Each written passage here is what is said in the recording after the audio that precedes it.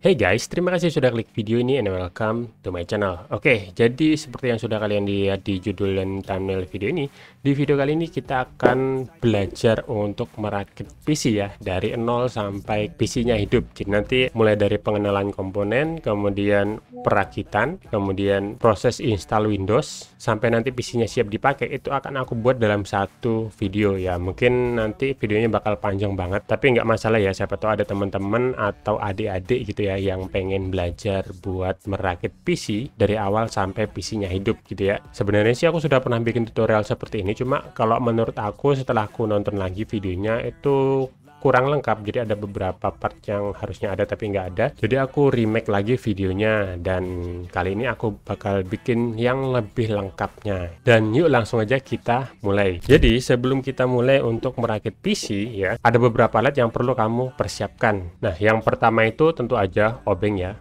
Pastikan kamu sudah siapkan obeng, kemudian juga bautnya ya nih. Jadi pastikan untuk siapkan bautnya untuk memasang komponen-komponennya nanti, mulai dari motherboard, hard disk atau SSD, fan casing dan lain sebagainya itu ke casing PC-nya nanti gitu ya. Untuk baut sebenarnya ada beberapa macam. Contohnya ini adalah baut untuk memasang motherboard ya, baut motherboard. Kemudian ada juga baut seperti ini. Nah, ini adalah baut untuk dudukan motherboard ke casing nanti. Jadi supaya nanti antara casing sama motherboard itu ada penghalangnya gitu, yaitu dudukannya ini. Dan biasanya baut ini kamu bisa dapat saat kamu beli casing itu sudah include sama bautnya seperti ini, sama juga kayak baut motherboard tadi. Terus ada juga baut yang seperti ini. Nah, baut ini biasanya dipakai untuk memasang VGA card ke casing atau memasang power supply nanti ke casing juga. Dan yang terakhir juga ada baut seperti ini ya. Jadi ini adalah baut untuk memasang fan casing atau kipas ya, kipas casing ke casingnya.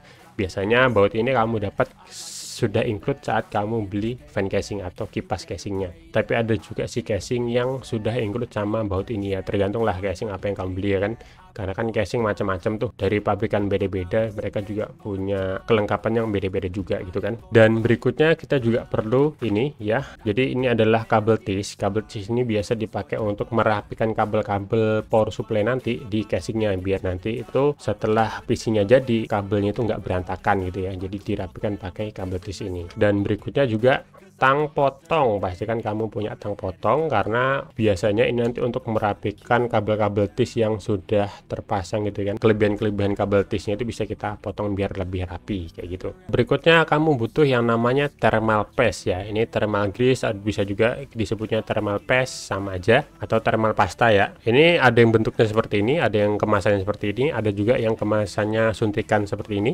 Biasanya harganya bervariasi ya, semakin tinggi harganya biasanya semakin bagus kualitasnya. Nah, tapi ini tergantung kalau misalkan nanti kamu beli prosesornya itu yang baru atau yang bekas. Nah, kalau misalkan pakai prosesor yang baru, itu biasanya di bagian CPU coolernya itu sudah ada thermal paste-nya. Jadi kamu nggak butuh ini, nggak butuh thermal paste atau thermal pasta. Tapi kalau misalkan kamu beli prosesornya bekas dan CPU coolernya itu bekas biasanya, atau CPU coolernya belinya terpisah gitu ya, itu biasanya belum ada thermal paste-nya. Jadi kamu wajib siapkan thermal paste sendiri kayak gitu. Berikutnya kamu butuh sebuah flash disk ya, yang nanti bakal kita pakai buat menginstal Windows ke PC yang sudah kita rakit nantinya. Dan jangan lupa juga siapkan satu PC yang hidup atau satu buah laptop yang bisa hidup ya, untuk membuat bootable di flash disk, supaya nanti flash disknya itu bisa kita pakai buat install Windows di PC yang sudah kita rakit nantinya gitu ya. Dan untuk flash disknya aku saranin jangan yang lebih kecil dari 8 GB, karena nanti bakal repot, karena file Windows itu kan besar tuh, biasanya sampai 5 GB-an gitu ya. Jadi pastikan flash disk yang kamu siapin nanti itu kapasitasnya lebih tinggi atau sama dengan 8 GB ya, 8 GB ke atas lah.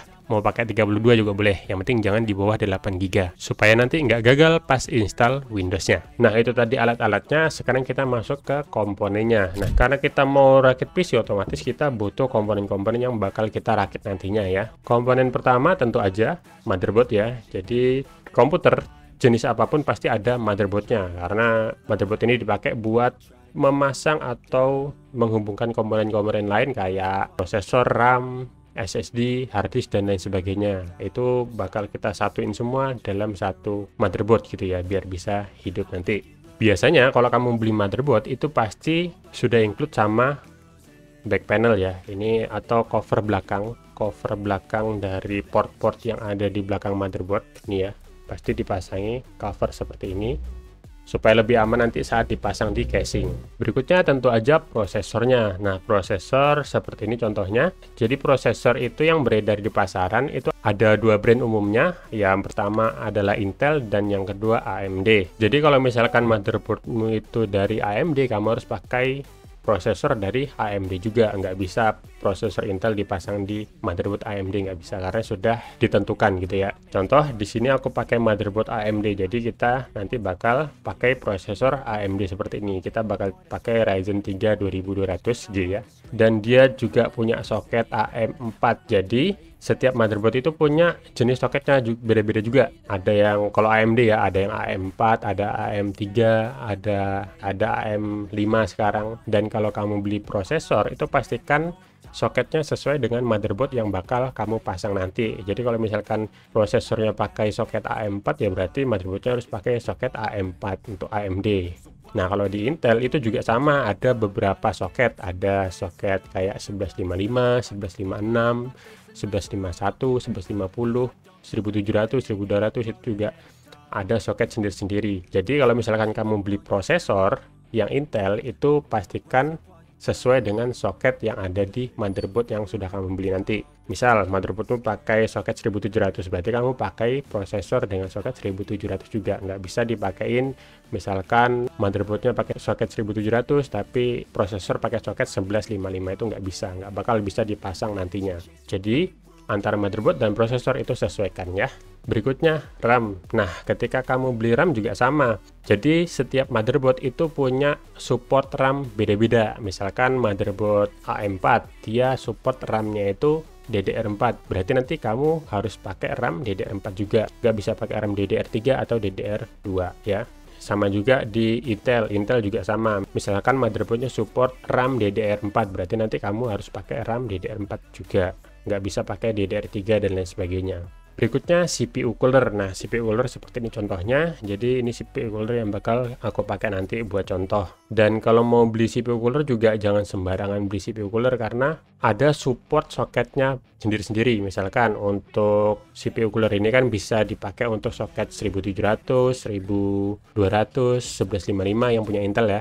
Kemudian di AMD bisa juga dipakai soket AM4, AM5 dan lain sebagainya. Jadi kalau beli CPU cooler itu pastikan misalkan kamu mau rakit PC nih, kamu butuh CPU cooler. Nah, pastikan dia support dengan soket yang ada di motherboard yang sudah kamu beli kayak gitu ya. Atau kalau mau lebih simpel sih cari aja misalkan ada yang sudah sepaket antara prosesor dan CPU coolernya. Itu banyak banget orang jual. Jadi kalau beli prosesor biar gampang kamu beli yang sudah sepaket sama CPU coolernya. Atau kalau kamu beli prosesor baru biasanya ada kok. Prosesor baru itu pasti ada sama CPU coolernya gitu ya. Jadi sudah pasti cocok nanti kalau misalkan pakai prosesor ini, CPU coolernya ini gitu ya. Jadi kamu nggak perlu nyari-nyari lagi mana yang cocok, mana yang enggak gitu kan.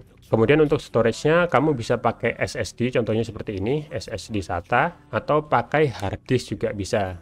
Nah, biasanya untuk penyimpanan internal atau untuk install Windows itu lebih bagus di SSD supaya nanti ketika nyalakan PC itu lebih cepat ya, bootingnya lebih cepat. Nah, sedangkan hard disk ini juga bisa dipakai, biasanya dipakai untuk menyimpan data-data kayak misalkan data video, terus game, foto dan lain sebagainya ya, bisa disimpan di hard disk. Dan tidak direkomendasikan menginstal Windows di hard disk karena itu nanti bakal lambat saat kamu menghidupkan PC-mu gitu ya, saat booting. Nah, karena untuk storage-nya kita pakai SATA, jadi kita butuh kabel SATA. Nah, kabel SATA ini nanti dipakai untuk menghubungkan data dari motherboard ke SSD-nya atau ke hard disk-nya gitu ya. Sedikit informasi aja, jadi sebenarnya untuk SSD itu ada beberapa macam ya. Contohnya ini ada SSD M-SATA ya, seperti ini. Terus SSD M.2 SATA. Terus ada juga SSD M.2 NVMe. Nah, NVMe, M-SATA sama M.2 SATA ini biasanya ditempel langsung ke motherboard, jadi nggak butuh power dari power supply ya. Jadi langsung di motherboard dan juga nggak perlu kabel SATA, langsung ditempel di motherboardnya. Nah, kemudian ada juga SSD SATA 2,5 inch. Nah, ini yang aku pakai sekarang. Nah, kalau pakai SSD ini kita butuh power dari power supply sama butuh kabel SATA. Terus berikutnya ada fan casing ya. Jadi nanti kan biasanya untuk membantu proses pendinginan PC-mu biar nggak terlalu panas gitu ya, dibantu dengan fan casing ya, atau kipas casing. Nah, ini jumlahnya juga sesuaikan dengan kebutuhan di casingmu. Misalkan di casingmu support untuk 3 fan, berarti pasang 3 fan atau pasang 2 fan, terserah aja sesuai dengan kebutuhanmu ya.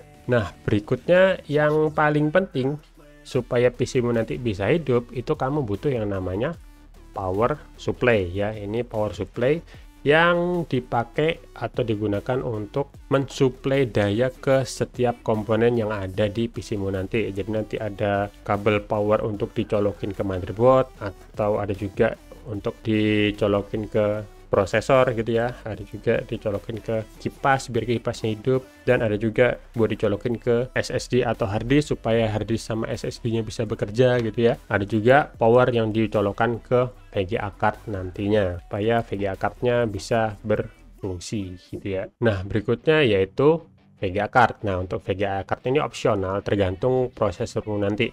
Jadi prosesor itu sebenarnya ada beberapa jenis. Ada yang sudah ada integrated GPU, ada juga yang nggak ada integrated GPU-nya, mau yang Intel atau yang AMD. Itu biasanya ada dua itu. Nah, kalau misalkan kamu beli prosesor, pastikan dilihat prosesormu itu ada iGPU-nya atau enggak. Kalau enggak ada, otomatis kamu wajib pakai VGA card. Tapi kalau di prosesormu itu ada integrated GPU-nya, itu sudah bisa hidup walaupun tanpa VGA card gitu ya. Jadi bisa disesuaikan mau pakai VGA card atau enggak, ini opsional. Tergantung jenis prosesormu nanti. Walaupun nanti prosesormu itu ada integrated GPU-nya atau iGPU-nya, itu juga tetap bisa kalau kamu mau pakai VGA card untuk menambah performa dari PC-mu kayak gitu. Jadi sedikit informasi aja untuk prosesor Intel, biasanya yang ada iGPU-nya itu yang belakangnya nggak ada hurufnya. Contoh ini misalkan i3 12100, berarti ini ada iGPU-nya, jadi bisa dipakai atau bisa hidup walaupun tanpa VGA card.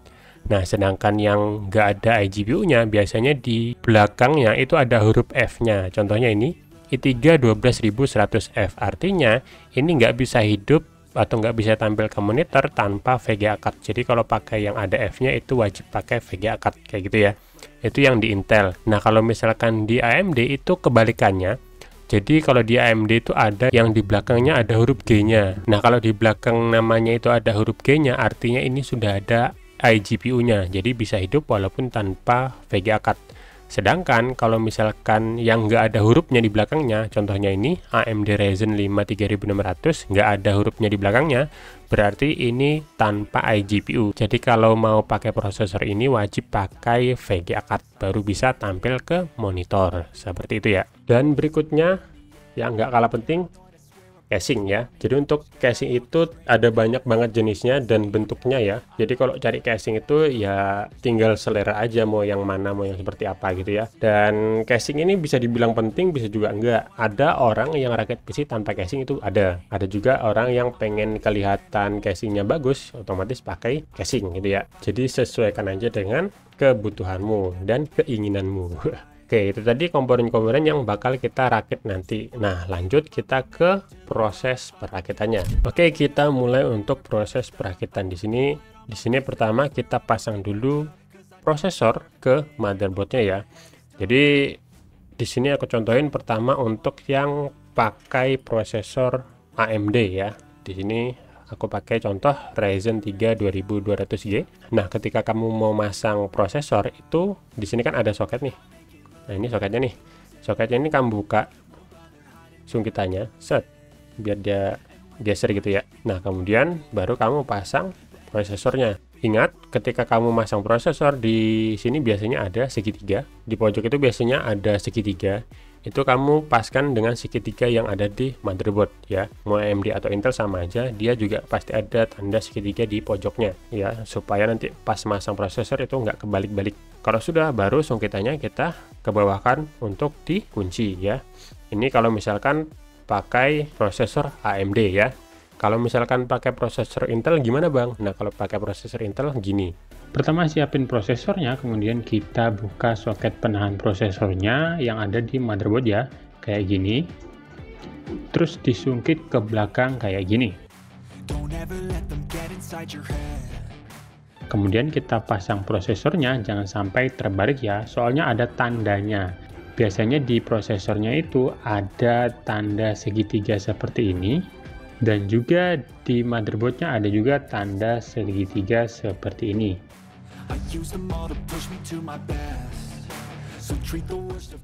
Nah, untuk pasangnya kita tinggal ketemukan aja segitiganya.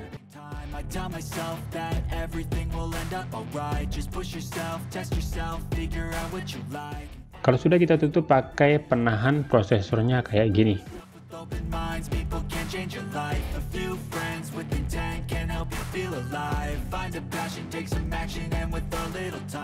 Nah, berikutnya setelah pasang prosesor, kita pasang RAM ya. Nah, untuk pasang RAM itu gampang, kamu tinggal tancapkan aja di slot yang sudah tersedia ya. Nah, karena di sini ada 2 slot, jadi kamu sebenarnya bebas mau ditaruh di slot 1 atau 2 ya. Nah, untuk pasang pastikan ini kan ada kayak tahanan, itu nanti akan masuk di nih, tandanya di sini.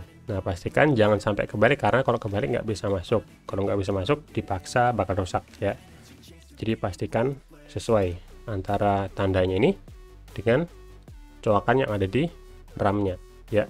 Tinggal dipasang. Masangnya tinggal ditekan antara ujung sebelah sini dan sebelah sini, ditekan barengan sampai bunyi kretek gitu. Nah, artinya sudah terpasang. Kalau pakai 2 RAM sama juga. Lanjut, sekarang kita pasang CPU cooler ya. Untuk pasang CPU cooler, pertama di sini aku contohin kalau misalkan CPU cooler AMD. Karena di motherboard AMD itu biasanya sudah ada dudukan seperti ini, maka CPU coolernya biasanya cuma sungkitan aja seperti ini. Ya. Jangan lupa kalau misalkan CPU coolermu bekas atau nggak beli langsung barengan sama prosesornya, kamu wajib kasih thermal grease atau thermal pasta ya. Nah, ngasihkannya sedikit aja, jangan terlalu banyak juga ya, sesuaikan aja lah ya. Ini kan nanti ketekan tuh sama ketekan kan sama ini. Nanti kalau misalkan kebanyakan, dia bakal meluber ke samping-samping dan sampai ke samping ke motherboard. Jangan sampai seperti itu. Yang penting disesuaikan aja ya. Terus kita pasang.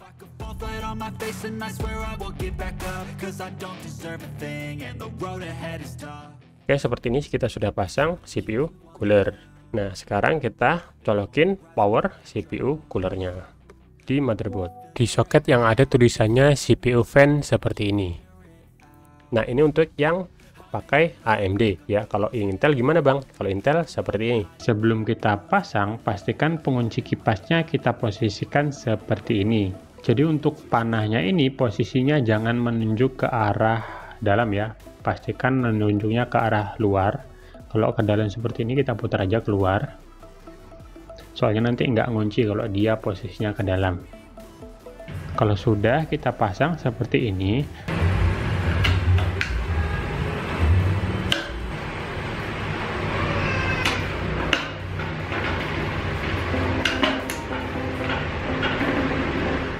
Nah, kalau sudah, kita cek apakah sudah terkunci ataukah belum di bagian belakang motherboardnya.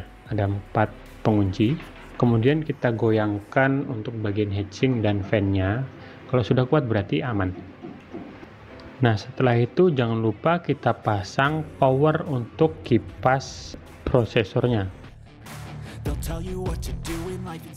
Nah, kalau sudah seperti ini berarti ini sudah siap kita masukkan ke dalam casingnya. Oke, sekarang kita ke casingnya. Oke, sebelum kita pasang motherboard yang sudah kita rakit tadi ke dalam casing, kita pastikan dulu di casingnya itu sudah ada dudukan untuk memasang motherboardnya ya. Pastikan sudah ada, kalau belum ada tentu aja dipasang dulu. Baut yang kuning tadi ya, ini kita pasang dulu.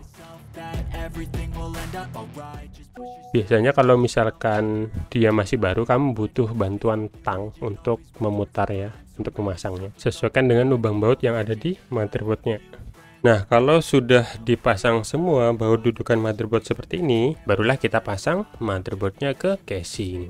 Tapi sebelum itu jangan lupa untuk cover belakang port motherboardnya itu dipasang dulu ya, biar nanti lebih aman.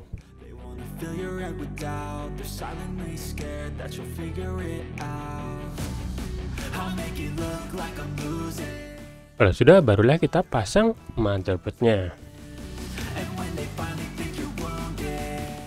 dan pasang baut-bautnya.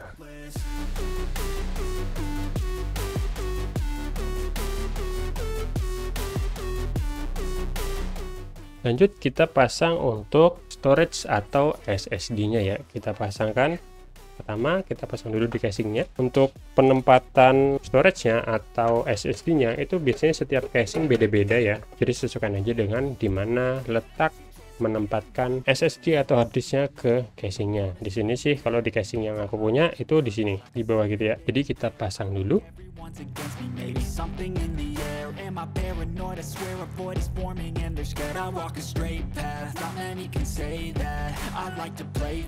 Nah, kalau sudah, jangan lupa dipasang kabel SATA-nya biar data dari motherboard ke SSD itu bisa ditransfer gitu ya. Cara pasangnya, jadi cara pasangnya itu gampang kan, di sini ada port SATA nih ya. Port SATA kita pasangkan kabel SATA-nya. Terserah mau bolak-balik nggak masalah ya. Misalkan aku pasang di sini.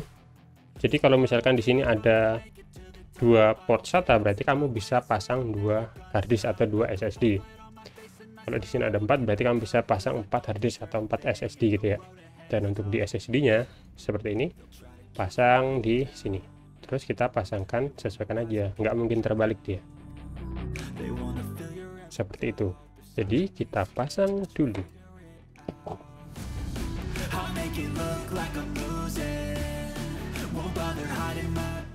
Kemudian power supply ini kita pasang di casingnya terlebih dahulu ya, sebelum kita hubungkan kabel-kabelnya ke tiap komponennya. Kita pasang dulu. Untuk bautnya yang dipakai yang ini ya.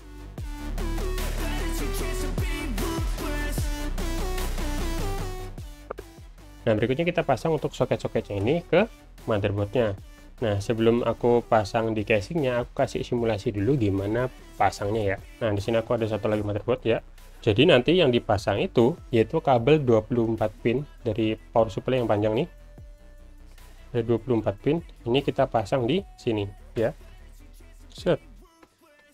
Pastikan sudah terpasang dengan rapat gitu ya. Kemudian ada juga pin untuk CPU atau pin prosesor. Biasanya kalau di power supply-mu bagus itu ada tulisan CPU, berarti CPU ini akan kita pasangkan di power prosesor. Nah, ini ada 8 kan, ada 8 pin kan. Biasanya bisa dibagi 2 tuh, jadi 4. Nah, di motherboard lama biasanya kan cuma pakai 4 pin doang.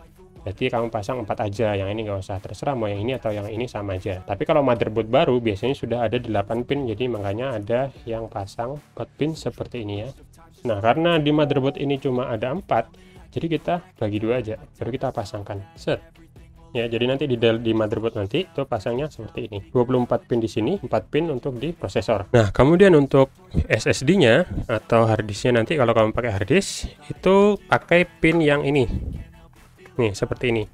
Jadi ada 2 pin biasanya nih, ada yang seperti ini. Yang ini dipakai untuk fan casing ya atau kipas casing. Ini kita sebut dengan soket Molex. Nah, kalau yang ini untuk di SSD-nya ya, untuk power SSD atau harddisk SATA-nya. Jadi untuk harddisk yang tadi kamu pasang atau SSD yang kamu pasang kabel SATA tadi, itu di sebelahnya kan ada pin tuh. Kamu pasang yang ini. Kamu pasang di sini. Ini kamu pasang nggak mungkin kebalik karena kalau kebalik nggak bisa masuk ya. Seperti itu, nanti dipasang di casingnya seperti itu ya. Nah, untuk kipas casing biasanya yang bawaan casing itu ada seperti ini kan soketnya kan, ini soket Molex, supaya nanti kipasnya itu bisa muter pas PC-nya kamu hidupkan. Di power supply itu tadi kan ada tuh, nah yang Molex tadi itu kamu pasangkan di sini seperti itu. Kalau misalkan ada beberapa fan, misalkan ada 2, 3 atau 4, itu tinggal diparalelkan seperti ini. Dan seterusnya sampai beberapa gitu ya yang ada di PC-mu nanti gitu ya. Tapi biasanya jangan lebih dari 3 atau lebih dari 4 ya. Jangan lebih dari 4 karena kalau misalkan lebih dari 4 nanti takutnya nggak kuat, power dari sini bisa kebakar. Jadi biasanya di power supply itu ada beberapa tuh Molexnya. Contoh ini kan ada lagi nih. Tuh, misalkan ada 4 ya sini 2, yang ini 2 gitu ya, biar lebih aman. Oke, kurang lebih seperti itu. Nanti sekarang langsung aja kita pasang. think that the pain that's deep inside is what defines. So I won't give up, I'm gonna make it to the top. I don't care what's in my Oke, untuk pemasangan fan casing kita pakai baut ini ya, yang beratnya kasar. Tuh, kita pasang di sini. road ahead is tough. They'll try to kick you while you're down. They wanna rise up while you drown. They wanna fill your head with doubt. They're silently scared that you'll figure it out. I'll make it look like I'm losing.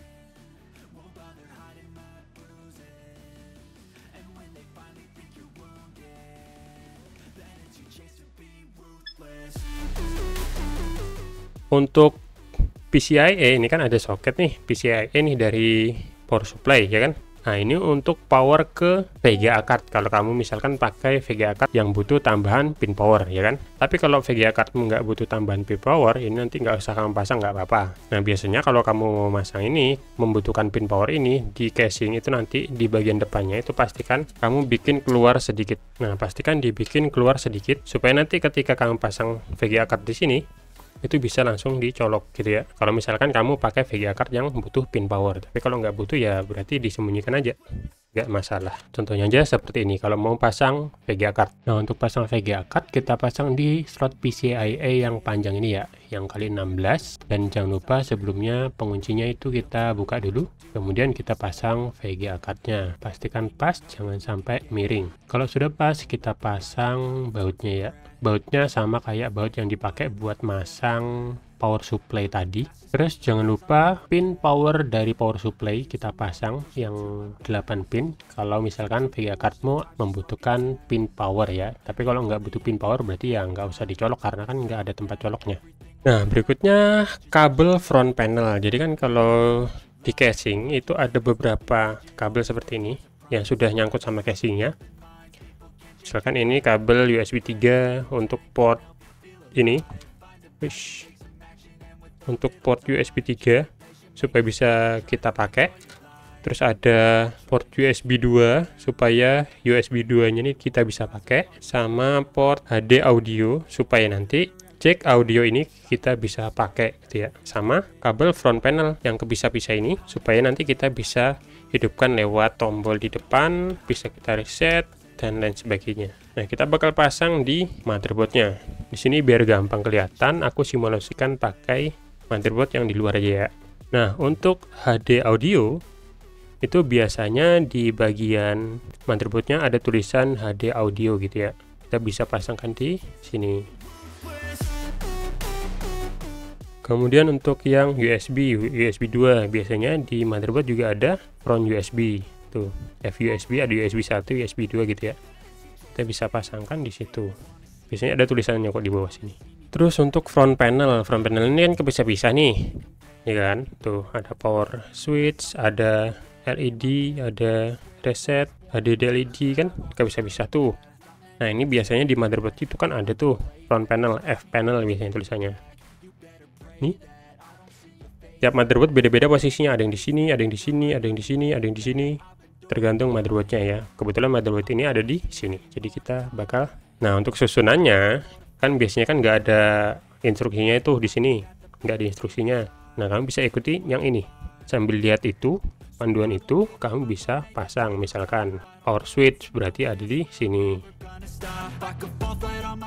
reset switch biasanya di sini, power LED biasanya di sini. Nah, ini kan power LED kan terpisah tuh satu-satu. Kalau aku sih biasanya kebolak-balik, nggak masalah sih antara kiri dan kanan. Ini power LED plus, ini power LED min. Nah, terus ada HDD LED.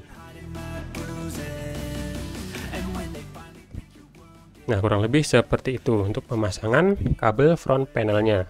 Nah, kemudian untuk USB 3 nya ya, untuk USB 3 nya yang ini nih, yang biru biasanya itu di motherboardnya ada soket USB 3 ya, itu biasanya dipasang di situ, tinggal dipasang aja. Yang bulat sendiri ada di soket USB 3. Oke, jadi seperti itu untuk proses perakitannya. Sekarang di sini aku mau coba buat rapikan dulu kabel-kabelnya nanti bakal aku ikat pakai kabel TIS biar rapi. Kalau sudah rapi nanti baru kita lanjut untuk install Windows-nya. Oke, sudah rapi seperti ini, lanjut kita install Windows-nya. Nah, perlu diperhatikan, jadi kalau misalkan kamu mau masang kabel monitor ya, ini aku pakai kabel monitor dan kebetulan kabel monitor itu kabel HDMI. Nah, pasangnya kalau misalkan kamu pakai VGA card, itu pasangnya di VGA card ya, jangan di motherboard. Kalau misalkan kamu pakai VGA card, kemudian kamu pasang kabel monitornya di motherboard, itu jelas nggak bakal bisa nampil, karena output monitornya sudah lewat VGA card. Jadi, kalau kamu pakai VGA card kayak aku kayak gini, itu colokin kabel monitornya di VGA card. Nah, di sini kan aku pakai HDMI nih, jadi pasang di HDMI VGA card seperti itu.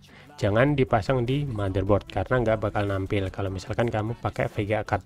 Kecuali kamu pakai prosesor yang ada iGPU-nya dan nggak pakai VGA card, itu baru bisa nampil kalau kamu pasang di VGA card. Nah, setelah semua dirakit, lanjut kita install Windows ya.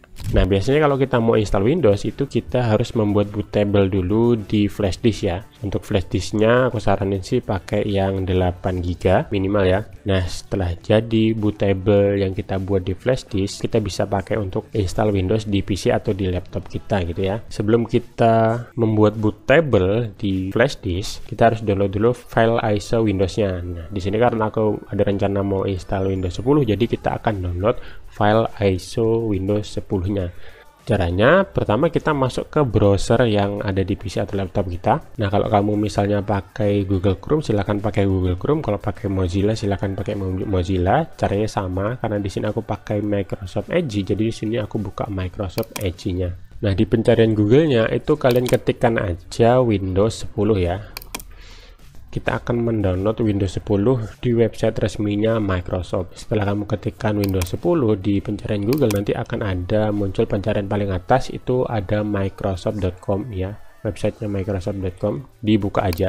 Nah, kamu akan dibawa ke halaman seperti ini. Nah, di sini kalau kita mau mendownload Windows 10, kita harus mendownload dulu Media Creation Tools-nya ya, supaya lebih mudah. Kamu nggak perlu mendownload Media Creation Tools-nya dulu, langsung download file ISO-nya aja. Itu di websitenya ini, klik kanan aja, terus pilih yang Inspect.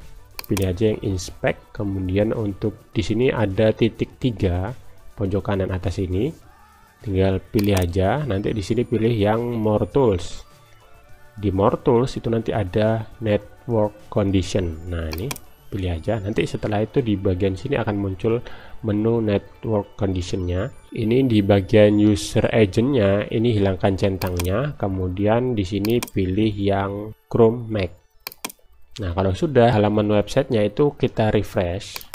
Oke, setelah di refresh nanti di sini kamu scroll ke bawah, nanti ada pilihan Select Edition. Nah, untuk tampilan inspect-nya ini kita tutup aja. Nah, Select Edition kita pilih yang Windows 10 Multi Edition ISO ya, karena kita mau mendownload file ISO-nya. Terus pilih Confirm. Terus di sini select product language-nya, di sini pilih yang sesuai dengan yang kamu butuhkan ya. Di sini biasanya pakai Inggris. Terus pilih Confirm lagi. Kemudian di sini akan dikasih pilihan mau yang 64 bit atau yang 32 bit. Sesuaikan aja dengan yang kamu butuhin ya. Karena di sini biasanya aku pakai 64 bit, jadi aku pilih yang 64 bit. Nah, kemudian akan langsung terdownload ke PC atau laptop kalian gitu ya. Filenya 5,7 GB, tunggu aja sampai proses downloadnya selesai. Nah, oke, jadi setelah kita download file ISO Windows 10-nya, sekarang kita download satu buah aplikasi untuk memburning file ISO ini ke flash disk yang mau kita gunakan sebagai bootable Windows-nya ya. Dan sebenarnya banyak aplikasi yang bisa kita pakai, cuma biasanya aku itu pakai aplikasi Rufus. Kita tinggal tulis saja di kolom pencarian Google yaitu Rufus. Oke, ini dia, biasanya dia akan muncul di pencarian paling atas ya. Websitenya itu rufus.ie. Nah, di sini kita buka aja. Nah, kita akan mendownload aplikasi Rufusnya. Ada iklan, diturunin aja. Nah, aplikasinya seperti ini. Di sini kita akan download aplikasi Rufusnya yang ini ya. Nah, biasanya itu aku pakai yang portable ini. Langsung aja klik dan akan terdownload ke PC atau laptopmu gitu ya. Dan kalau sudah di download, langsung aja dibuka. Ini ya, aplikasi Rufusnya sudah aku download. langsung aja dibuka. Karena kita tadi downloadnya yang versi portable, jadi kita nggak perlu install ke PC atau laptop kita, langsung aja bisa dibuka seperti ini ya. Nah, kalau sudah seperti ini, flash disk yang mau kita gunakan sebagai bootable Windows-nya itu kita pasangkan di port USB yang ada di laptop atau PC-mu gitu ya. Dan aku saranin pakai USB flash disk yang 8 GB minimal. Dan tentunya karena nanti flash disk ini akan diformat ketika kita memburning file ISO-nya ke flash disk. Jadi pastikan kalau misalkan di flash diskmu itu ada data-data penting, itu di backup dulu. Dan kalau sudah, langsung aja dipasang di PC atau laptopmu ya. Kalau sudah, di sini akan terbaca USB flash disk yang kamu pasang ya. Di sini aku pakai yang 32 GB. Dan kemudian untuk di boot selection-nya, ini pilih di bagian select. Kita pilih dan kita masukkan file ISO Windows 10 yang tadi sudah kita download ya. Kita masukkan aja. Kemudian untuk di image option-nya ini biarkan aja seperti ini. Kemudian ada partition sim. Pilih sesuai dengan yang kamu butuhin ya. Nah, karena di sini aku mau menginstal Windows-nya itu di SSD baru, kita bebas mau pilih yang GPT atau MBR. Biasanya aku pilih yang GPT karena GPT ini yang paling baru. Nah, tapi kalau misalkan nanti kamu mau install Windows-nya itu di harddisk atau SSD yang sudah ada di PC-nya atau sudah ada di laptopnya, itu kan nggak baru tuh. Itu wajib kamu lihat dulu, kamu cek dulu tipe partition sistemnya itu GPT atau MBR. Nah, cara lihatnya gimana? Di bagian start, pilih aja, klik kanan, kemudian pilih yang disk manager. Nah, kemudian dilihat di bagian disk C-nya, itu yang ada disk C-nya kan ada di disk 1. Pilih, kemudian klik kanan, kemudian pilih properties. Kemudian di sini ada volume, buka aja volume, nanti di sini bakal kelihatan partition stylenya itu GPT atau MBR. Nah, kalau aku kan di sini GPT tuh, jadi di sini harus kita pilih yang GPT juga seperti itu. Tapi karena di sini aku mau install ke SSD baru, jadi bebas mau pilih yang mana, dan di sini aku pilih yang GPT. Dan kalau sudah di bagian volumenya, di sini kita bisa ganti namanya, misalkan jadi Windows 10, file sistemnya biarin, kemudian cluster size-nya juga biarin di 4 GB ya. Kalau sudah, langsung aja pilih start. Nah, kemudian akan muncul seperti ini tampilannya, Windows User Experience. Di sini pilih aja OK. Nah, nanti kamu akan dikasih peringatan warning untuk memformat flash diskmu. Langsung pilih aja OK dan tunggu prosesnya sampai selesai ya. Oke, kalau statusnya itu sudah berubah jadi ready seperti ini, artinya kita sudah selesai untuk membuat bootable Windows di flash disk. Nah, ini flash disknya kamu bisa cabut, kemudian ini kamu bisa langsung close saja. Dan sekarang flash disk ini sudah siap untuk kita gunakan sebagai bootable untuk menginstal Windows 10 di PC atau di laptop. Lanjut kita ke proses install Windows-nya. Oke, jadi pertama colokin dulu flash disk yang udah dijadiin bootable tadi ya ke PC-mu. Kemudian pencet tombol power buat nyalain PC-nya. Sebelum PC-nya hidup, setelah kamu pencet tombol power, itu kamu spam aja tombol delete yang ada di keyboardmu supaya bisa masuk ke mode BIOS. Nah, ini tampilan mode BIOSku. Tampilan BIOS itu biasanya beda-beda tiap komputer ya, tergantung merek motherboard yang kamu pakai. Ada yang begini, ada yang begini. Semua menunya sama aja sih, beda tampilan doang. Nah, karena BIOSku seperti ini, jadi aku contohin yang seperti ini aja. Dan di sini pilih aja Advanced. Cara pilihnya kamu bisa pakai arah di keyboardmu ya, arah kanan kiri atas bawah di keyboardmu.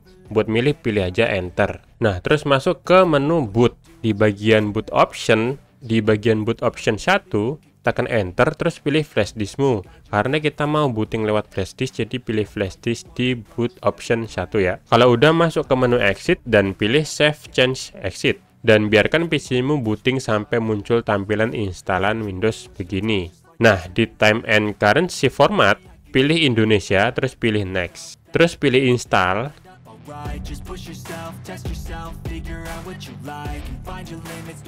Di sini pilih aja I don't have product key. Terus pilih tipe Windows yang kamu mau. Terus pilih next. Nah, di sini centang aja I accept, terus pilih next. Di sini pilih aja custom installing Windows only ya, advance. Nah, kalau kamu pakai SSD atau hard disk baru di PC-mu, di bagian drive unallocated space, ini dipilih, terus pilih new, terus tentukan berapa kapasitas drive C-mu nanti. Terus pilih apply, kemudian pilih OK.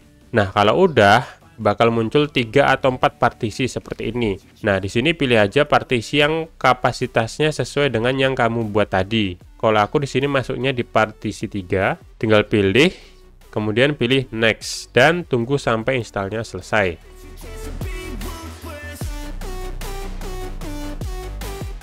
Nah, biasanya kalau udah selesai, PC-mu itu bakal restart sendiri, biarkan aja sampai masuk ke Windows. Di sini pilih aja regionnya. Layout keyboard pilih US, kemudian di sini pilih skip. Di sini nanti bakal restart lagi, biarkan aja. Nah, di sini nanti kita disuruh hubungkan ke internet, tapi saran aku sih nggak usah dihubungkan ke internet, biarkan aja, biar prosesnya lebih cepat. Nah, di sini pilih aja I don't have internet. Terus di sini aku biasanya pilih continue with limited setup ya, pilih aja. Nah, terus di sini kasih nama PC-mu, kemudian passwordnya kalian bisa kosongkan biar nanti kalau mau buka PC nggak perlu isi password lagi, langsung hidup gitu aja. Tapi kalau misalkan kamu mau pas nyalain PC terus harus masukkan password, kamu bisa isi passwordnya. Terus di sini pilih aja accept dan tunggu sampai masuk ke desktopnya.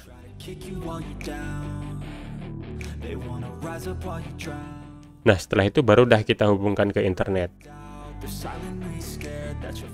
Kalau udah terhubung ke internet, tinggal buka Windows Update dan biarkan PC-mu menginstal drivernya sendiri. Kalau semua driver sudah terinstall, tinggal di restart aja PC-mu dan siap dipakai dah. Nah, setelah ini kamu bisa install aplikasi software dan game apapun yang pengen kamu install di PC-mu. Nah, oke, jadi seperti itu tutorial lengkap rakit PC dari mulai awal ya, dari awal sampai proses install Windows dan sampai PC siap untuk dipakai. Terima kasih sudah nonton video ini sampai habis. Semoga video ini bisa bermanfaat untuk teman-teman yang pengen belajar buat rakit PC, dan sampai jumpa di videoku yang lainnya.